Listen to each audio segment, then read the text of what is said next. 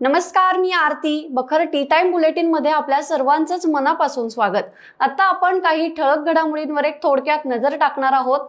मुख्यमंत्री देवेंद्र फडणवीसांच्या नाशिक दौऱ्याच्या पार्श्वभूमीवर पोलिसांची कारवाई, ठाकरेंच्या शिवसेनेसह प्रहारच्या पदाधिकाऱ्यांना उचलले। नेमकं कारण काय आहे हे आपण पाहणार आहोत। तमिळनाडू विधानसभेत सीएम विजय यांची पुन्हा एकदा गुगली पाहायला मिळाली। विरोधकांनी घेरण्याचा प्रयत्न करताच विलक्षण कृतीची चर्चा झाली आणि हे विधानसभेच्या इतिहासात पहिल्यांदाच घडले। तेव्हा आता हे नेमकं काय घडले ते आपण पाहणार आहोत। तेव्हा आता तुकाराम मुंढे यांच्या एफडीएचा आता रुग्णालयाकडे मोर्चा वळालाय। नागपुरात डॉक्टरांच्या कॅन्टीनलाच दणका बसलाय। नेमकं काय घडलं हेही आपण सविस्तर जाणून घेणार आहोत आणि यासह आणखी काही ठळक घडामोडींवर एक थोडक्यात नजर टाकणार आहोत। आता पाहूयात सविस्तर बातम्या। धाराशिवमध्ये शिवसेना ठाकरे पक्ष सोडून पक्षांतर केलेल्या 13 नगरसेवक व 4 पंचायत समिती सदस्यांवर कायदेशीर कार्यवाही करण्यात येणार असल्याची माहिती समोर येतेय। मशाल चिन्हावर निवडून आलेले सदस्यांना अपात्र करण्यासाठी जिल्हाधिकारी यांच्याकडे दाद मागणार असल्याचं समोर आलंय। जिल्हाधिकारी यांनी निर्णय न दिल्यास सर्वोच्च न्यायालयात जाणार असल्याचा इशारा शिवसेना ठाकरे पक्षाचे आमदार कैलास पाटील यांनी दिलाय। आमदार कैलास पाटील यांनी ही भूमिका घेतल्याने पक्षांतर केलेल्या ठाकरे गटाच्या कळंबच्या 9, धाराशिवच्या 4 नगरसेवकांत खळबळ उडाली आहे। दुसरी घडामोड, मुख्यमंत्री देवेंद्र फडणवीस आज नाशिक जिल्ह्याच्या दौऱ्यावर असताना पोलीस प्रशासनाकडून प्रतिबंधात्मक कारवाई करण्यात येत आहे। शेतकऱ्यांच्या कांदा प्रश्नावर सातत्याने आवाज उठवणारे प्रहार संघटनेचे गणेश निंबाळकर यांना त्यांच्या चांदवड येथील राहत्या घरी स्थानबद्ध करण्यात आले। तर शिवसेना उद्धव बाळासाहेब ठाकरे पक्षाचे तालुका प्रमुख शिवा सुराशे यांना सुरक्षेच्या कारणास्तव लासलगाव पोलीस ठाण्यात स्थानबंद केल्याची माहिती आहे। मुख्यमंत्री देवेंद्र फडणवीसांच्या दौऱ्याच्या पार्श्वभूमीवर कोणतीही अनुचित प्रकार घडू नये यासाठी ही कारवाई करण्यात आल्याची माहिती समोर येते। तर आता पुढच्या बातमीकडे वळूयात आपण। तमिळनाडू विधानसभेत एक विलक्षण दृश्य पाहायला मिळाले। मुख्यमंत्री विजय यांनी आपली राखीव जागा सोडून मंत्र्यांमध्ये बसून चर्चा केली। विधानसभेच्या इतिहासात पहिल्यांदाच असं घडलं आहे की एका मुख्यमंत्र्यांनी आपली राखीव जागा सोडून मंत्र्यांसाठीच राखीव असलेल्या जागेवरून कामकाजात भाग घेतलाय। ते सभागृह नेते आणि मंत्री आधव अर्जुन यांच्यामध्ये बसले। विधानसभेत अध्यक्षांच्या आसनाजवळ मुख्यमंत्र्यांसाठी एक स्वतंत्र जागा असते। मंत्री पुढच्या रांगेत बसतात। त्यांच्या जागा सहसा ज्येष्ठतेनुसार दिल्या जातात। आमदार आणि मंत्री कधी कधी परस्पर चर्चेसाठी आपल्या जागांची अदलाबदल करत असतात, परंतु मुख्यमंत्र्यांनी आपली राखीव जागा सोडून मंत्र्यांच्या आसनावर बसणं ही काही सामान्य गोष्ट नव्हती।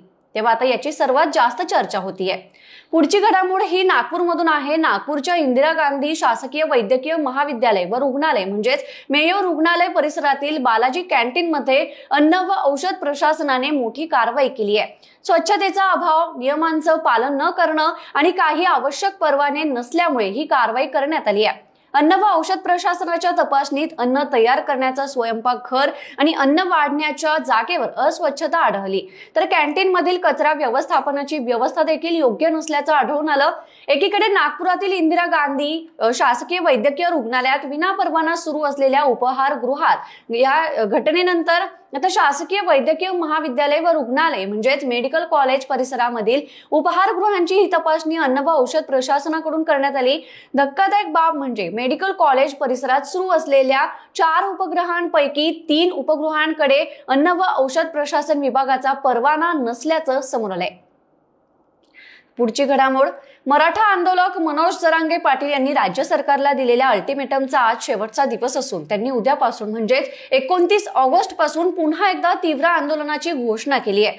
जालन्यातील अंतरवाली सराठी इथं प्रसार माध्यमांशी बोलताना मनोज जरांगे यांनी राज्य सरकार, विशेषतः उपसमितीचे अध्यक्ष राधाकृष्ण विखे पाटील, मुख्यमंत्री देवेंद्र फडणवीस आणि उपमुख्यमंत्री एकनाथ शिंदे यांच्यावर कडाडून हल्ला चढवलाय। मनोज जरांगे म्हणाले, संध्याकाळपर्यंत बघू काय होतंय, कुणीतरी आपल्याला भेटायला येईल या आशेवर समाज मोठा होत नसतो। माझं मराठा समाजाला आवाहन आहे, तुम्ही घरात बसून राहू नका, बाहेर पडा, आपल्या लेकरा बाळांसाठी आपल्यातला आळस मरगळ सगळी झटकून टाका। ज्या मराठ्यांनी अर्ज दिले पण ते स्वीकारले गेले नाहीत त्यांनी या, ज्यांची नोंद सापडली त्यांना कुणबी प्रमाणपत्र मिळालं नाही त्यांनी या, असं आवाहन मनोज जरांगे यांनी मराठा समाजाला केलंय। बियर बार मधील दारू विक्रीच्या वादातून आणि तरुणांवर दहशत पसरवण्याच्या उद्देशाने हवेत गोळीबार केल्याप्रकरणी जळगाव जिल्ह्यातील यावल तालुक्यातील कोळनावी गावचा सरपंच विकास सोलंके याला पोलिसांनी अटक केली आहे। डांबुर्णी इथं गुरुवारी रात्री घडलेल्या या थरारक घटनेमुळे संपूर्ण परिसरात खळबळ उडाली असून यावल पोलिसांनी तातडीने कारवाई करत आरोपी सरपंचाला बेड्या ठोकल्यात। याबाबत मिळालेल्या माहितीनुसार संशयित आरोपी विकास सोलंके हा कोळनावी गावचा सरपंच असून त्याचे गावाजवळच बियर बारचं दुकान आहे। गुरुवारी रात्री डांबुर्णी येथील काही तरुण या बियर बारमध्ये गेले होते। तिथे बियर बारमध्ये बेकायदेशीरपणे देशी दारूची विक्री केली जात असल्याचा आरोप करत तरुणांनी मोबाईलमध्ये व्हिडिओ चित्रीकरण सुरू केलं। यावरूनच सरपंच विकास सोलंके आणि त्या तरुणांमध्ये जोरदार वाद झाला होता। तर मुंबईतल्या धावत्या लोकलमधून तरुणाला लाथ मारून खाली पाडल्याची धक्कादायक घटना समोर आली आहे। लोकलच्या दरवाजात उभं राहण्यावरून झालेल्या वादातून 24 वर्षीय तौसिफ शेखला सहप्रवाशाने लाथ मारली आहे। बोरिवली स्थानकातून लोकल सुटल्यानंतर आरोपीने तौसिफच्या पाठीवर जोरदार लाथ मारली। यामुळे धावत्या लोकलमधून खाली पडल्याने तौसिफ गंभीर जखमी झालाय। सदर प्रकरणी आरोपी राहुल कुमार पांडे याला रेल्वे पोलिसांकडून अटक करण्यात आली आहे। किरकोळ वादातून धावत्या लोकलमध्ये जीवघेणा प्रकार घडल्याने प्रवाशांच्या सुरक्षेचा प्रश्न पुन्हा एकदा ऐरणीवर आलाय। आणि या बुलेटिन मधली शेवटची घडामोड आपण पाहूयात आणि ती म्हणजे एकीकडे नेपाळ आणि तिबेटच्या सीमावर्ती भागात महापुराने थैमान घातलं असून हाहाकार उडालाय, तर दुसरीकडे याच भीषण नैसर्गिक आपत्तीच्या काळात माणुसकीला काळिमा फासणारा एक संतापजनक घटनेचा व्हिडिओ सोशल मीडियावरती व्हायरल होतोय।